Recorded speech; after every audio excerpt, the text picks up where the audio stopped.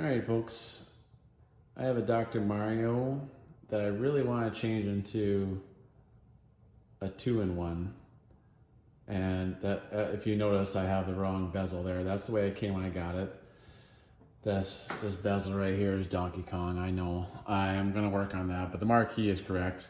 When I got this game, Dr. Mario is in the game. It's a Unisystem. You can see from the side, it's a versus Unisystem. And so, which is most, I think all Dr. Mario's were a Unisystem game, but it's a Unisystem game. And I took apart the board. I took it out. I have the board over here. And what I want to do is turn Dr. Mario in, or turn this cabinet into two-in-one. So this is the Unisystem, or the Versus system from Nintendo back in the 80s, right? And they always had two games that could be on the board. One side would be like they would be either in the sit down, which is the classic red tent, or it would be in the stand up dual cabinets where you have one board for two games, and they have the top part right here to go to one game, and the bottom half go to another game. And this was already here when I bought the cabinet. Like this is what they call a daughter card. It's sitting in here. This is Dr. Mario right here with the EPROMs and the CPU, and this is a PPU. This is a picture processing unit. Did colors and things like that. Normally these are ROMs that go in here, but Dr. Mario was different. They made a daughter card, whatever reason, doesn't matter. This is where I got it, right? And the bottom half was empty. And I was like, it would be flippin' cool if I could have two games in one.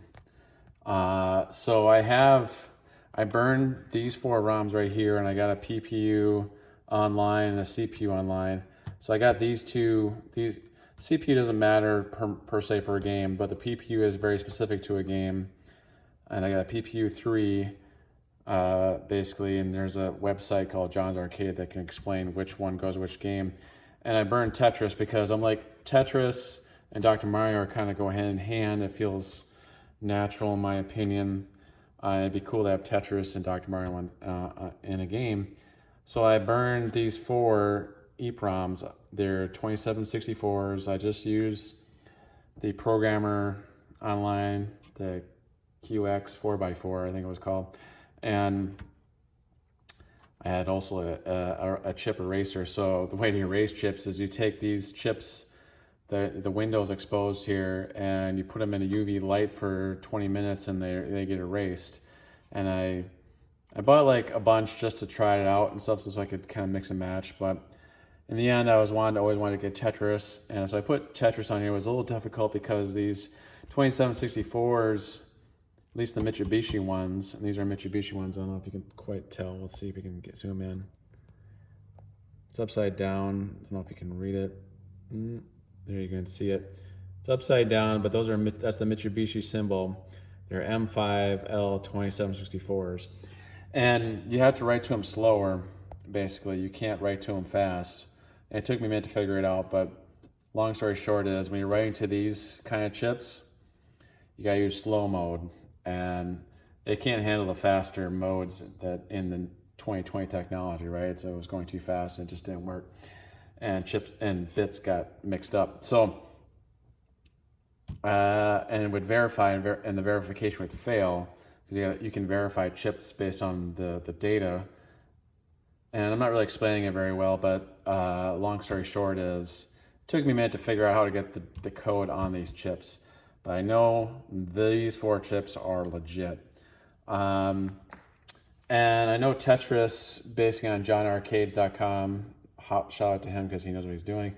The chips to this picture unit are very specific. And what does that mean exactly? It means like Nintendo's way of trying to have some sort of security was to put, you couldn't have a specific, they made like 4 or 5 of these PPU units, and only one could go to like a certain number of games. Tetris was unique. where you could have different games for different PPUs depending on the dip switches.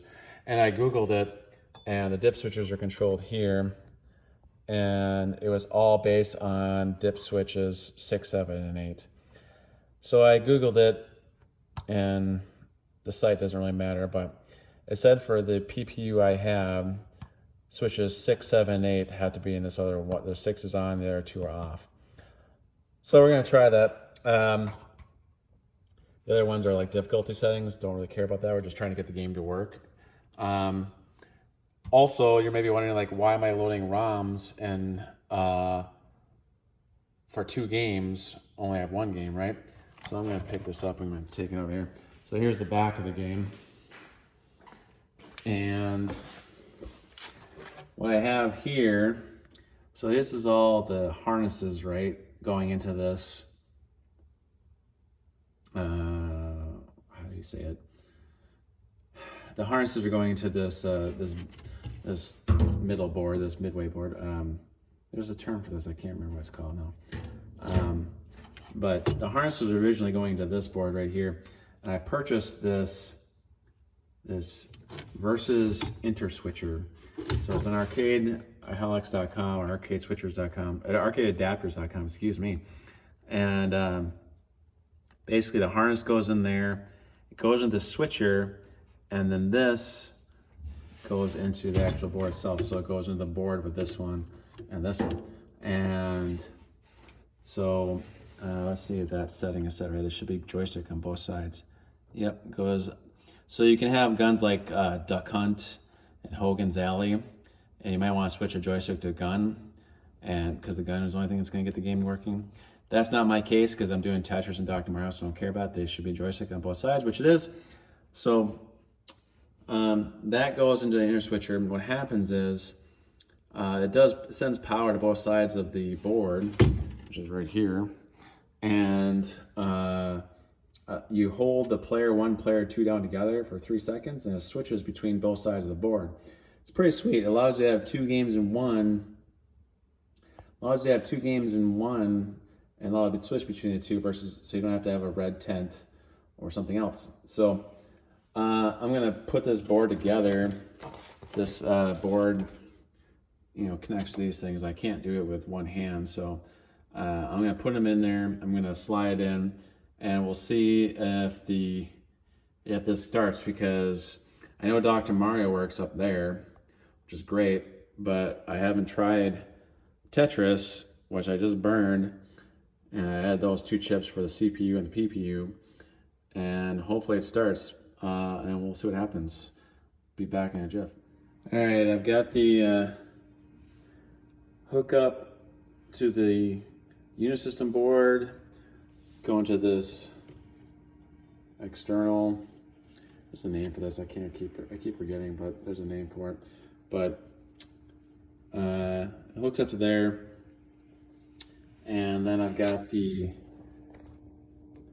this is meant to go to these JAMA. They're not JAMAs. They're adapters, basically, the controls and all that stuff, which is great. But I have this in between board here. It's called the Arcade versus Interchanger. This stuff right here is for a light gun, which we don't need because we're not doing light guns, because we're just doing Tetris and that. But it kind of does that right angle thing, and it's awesome. So I'm gonna slide this back in, and this is all nice and set. Assuming I have the dip switches right, the color should be good, because Tetris actually kind of works with almost any PPU, but you have to have the dip switches right for the right PPU, right? So this snaps in, so we're going to click that in,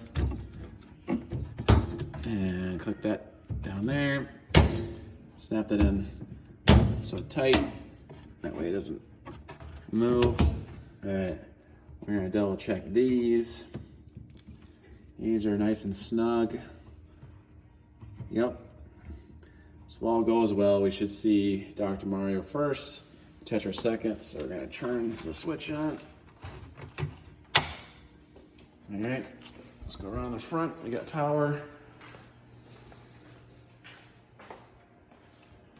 Good news is Dr. Mario still works. And we didn't want to wreck our Dr. Mario, obviously, so I want to wait to hear sound at least. I also put in batteries. We'll see if the high score stays. I'll try that later, but the batteries was a thing. Where high scores was a thing where we couldn't save any, and that sound looks like it works. Okay, let's switch to Tetris and see if it works. 3 seconds. Look at that. That's awesome. Oh my god. It works. We have Tetris, ladies and gentlemen. That is flippin' sweet. I won't start because there's no coins in. But the colors are right too. There's the green on the outside. That means I got the dip switches right. It's a little bit off center because of my monitor, but that's a whole different thing to tackle, but it works. Holy awesome. Let's go back to Dr. Mario again. And there is Dr. Mario. I have 2 games in 1 cabinet. That is flipping sweet. Pretty excited, not gonna lie. I'm gonna go back to Tetris one more time for prosperity. Yep.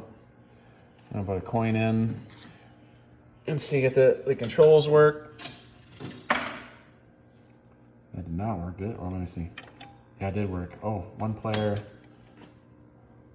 We're just gonna do 1 player, obviously. And we're gonna go hardest level so the game gets over so fast. Oh my gosh, here there's the Russian music. I am dying so fast because no controls work. That's good. Game over. That's freaking awesome. So cool. So cool. Let's see. Oh, well, no high scores. That's okay because that score was terrible. But it works. Sweet.